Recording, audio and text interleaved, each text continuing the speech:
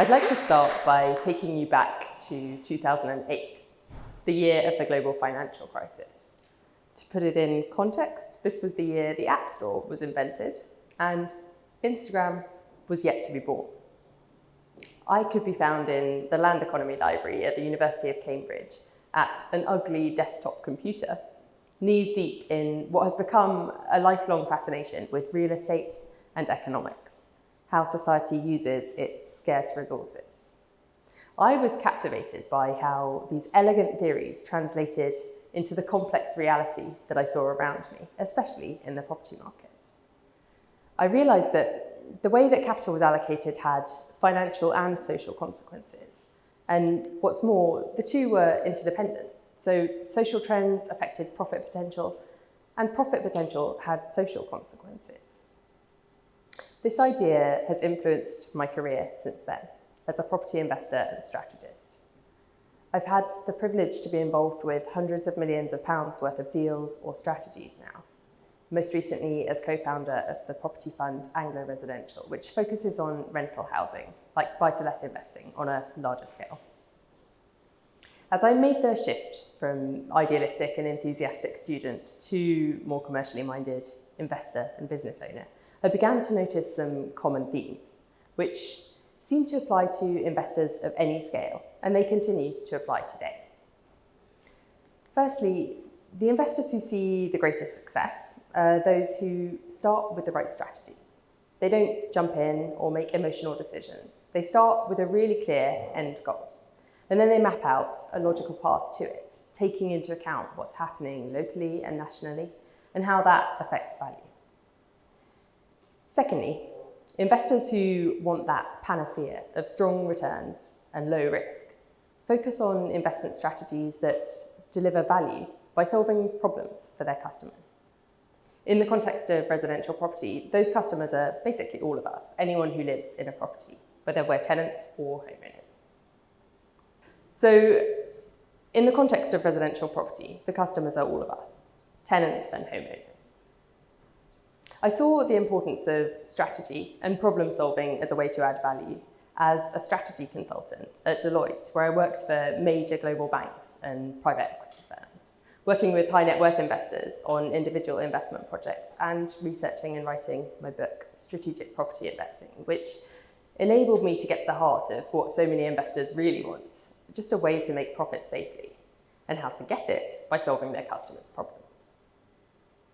So what are the problems that need solving in the residential property market? Well, firstly, there's problems facing investors who allocate capital. And investors' problems are really important because real estate requires and is capable of generating a lot of money. Whether we're talking about young savers or the most powerful pension funds in the world, most investors want the same thing. They just want to put their money in and be confident that they're going to get more money out. And they also increasingly care about having a positive impact on the world for reasons of wanting to do good, wanting to be known for doing good, or simply not wanting to be known for doing bad. And this reflects the importance of good PR in this fast-moving digital age. And it also reflects the growing body of thought and activity seeking positive meaning and identity. Business must increasingly be conducted in a way that is both profitable and socially responsible. The second set of problems is those facing customers who, in theory, benefit from capital that is allocated. On a micro level, many individuals and families are really struggling due to a shortage of housing that is affordable, quality, and located in the places they want and need to live. On a macro or economy-wide level, this struggle has come to be known as the housing crisis. The housing crisis is said to affect 8.4 million people in England who are living in unaffordable, insecure, or unsuitable homes. There's about 280,000 people in England who are currently homeless. This is vividly illustrated by those we see living on our streets who lack the basic human right of shelter. But it's not just about people sleeping rough. The shortage of the right kind of housing in the right locations at the right prices increases this gap between the haves and the have-nots within and between generations, and it disproportionately affects younger and poorer people. The housing crisis isn't just a housing problem, it's an economic, social, and increasingly political problem. So let's assume we want to solve it. If only it was as simple as throwing money at the problem or building more houses. Finding solutions is complicated due to market imperfections. For example, information asymmetries, which mean that often one party knows far more than another. Inconsistencies. Housing is not uniform in location, quality, or price. And interdependencies, which means that the housing market affects and is affected by financial markets, regulations, social trends, and so on. It's not an isolated problem. Different schools of thought see different potential solutions. Free market capitalists suggest just leaving the situation to market forces. However, relying on profit motives to solve this long-term problem is probably not the answer. The US housing market illustrates how relying on a more capitalist approach can increase inequalities and exaggerate boom and bust outcomes. So what if the government could intervene to solve the crisis? Well, attempts have cost billions of pounds worth of taxpayers' money and proved relatively unsuccessful. This is partly because policy ideas that solve a politician's problem of winning votes are often not the policies that will solve our long-term, complex socioeconomic problems. And headline-grabbing policies are the worst offenders. For example, Help to Buy was designed to increase the availability and affordability of housing for aspiring homeowners. And in practice, it's proved to be expensive. It's mostly helped people who didn't need the support. And it's encouraged house price rises, meaning that housing is less affordable overall. Non-profit organisations and charities can alleviate problems at the margin. For example, providing temporary shelter for vulnerable people, but they don't have the scale or resourcing needed to solve a market-wide problem. So since these tried and tested approaches have not worked yet, and the housing crisis is a growing problem, perhaps now is the time to explore the possibility that a new way of thinking and doing could help. So what about socially responsible investment? This is a strategy designed to deliver positive social and financial outcomes. It's not about sacrificing profits in favour of doing good. It's about focusing on financially relevant positive social goals that can be measured through environmental, social and governance, or ESG metrics, rather than just focusing on short-term profit maximisation. It seems like a great idea in theory. For investors, it's compelling. Socially responsible investing is said to improve rewards relative to risk. And it's no surprise then that ESG investment amounts to $30 trillion in assets under management, around a quarter of all professionally managed assets today. For society, it also seems to make sense.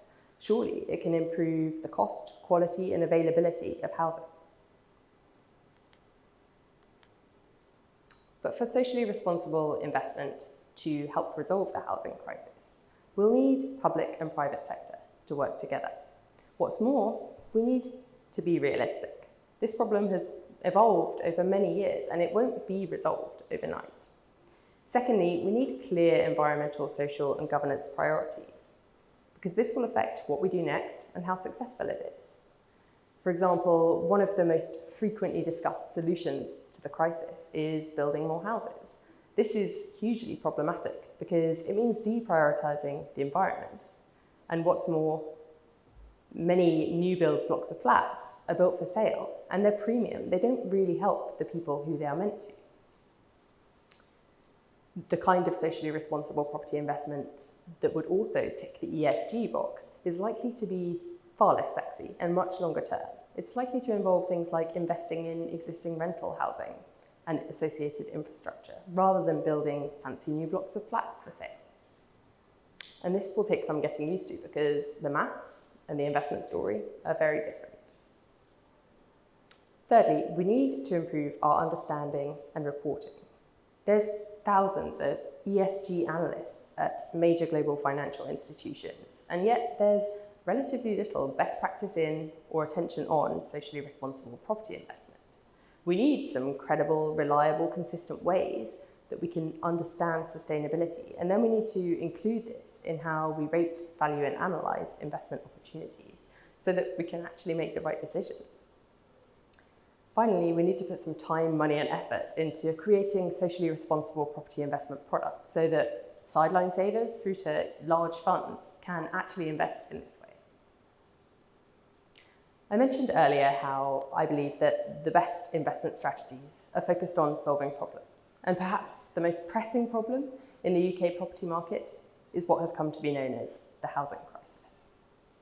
It seems to me that the best possible approach to solving the crisis lies at the intersection of safe profits for investors and positive social outcomes for society. Socially responsible property investment has the potential to deliver financial returns for investors and reduced inequalities of opportunity in line with the UN Sustainable Development Goal of reduced inequalities. We have a huge opportunity for property to catch up with other investment sectors. We need to make this a priority. And going forward, the investments that we make as a business and as a generation need to be able to deliver both financial and social outcomes. If public and private sector work together, then we have a reason to feel more optimistic than ever about our chances of solving the housing crisis in a way that is both commercially viable and sustainable. Thank you.